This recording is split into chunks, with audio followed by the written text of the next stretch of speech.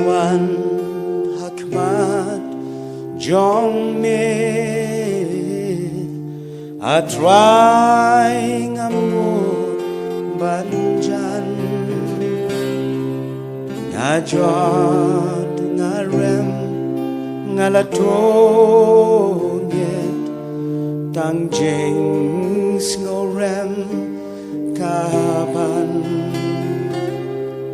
jing is lay try ngakepan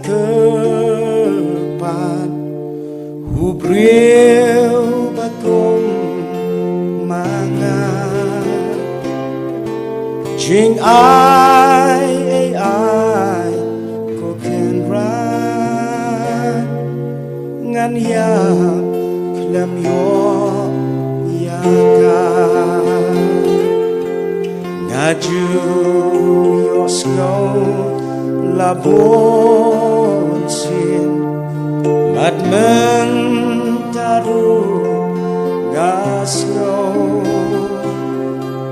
belong play ba isle me khat ban pen em play I try to yang atop yang jing em bangan thamai kipok jonga rutosan klamkan mau show atwa shem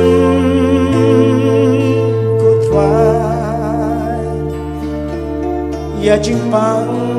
na kamet jong na shem ko try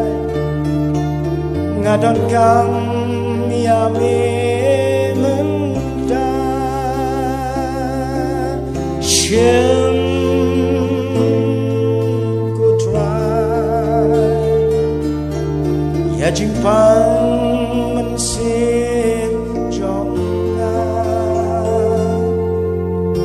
shem ko try ngada trang ya me menta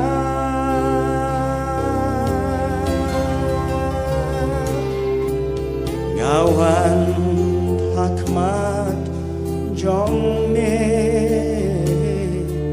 I try ngamlot banjan ngajot ngarem ngalatonget tang jings ngorem kaban jing is lay try ngakepan hubril bakom mangan jing ai ko ken ran ngan ya lam yo ya ka shem ko try ya jing pang na kamet jong na shem ko try ngadon kang ya me menta shem ko try ya jing pang jong na shem ko try ngada trang ya me menta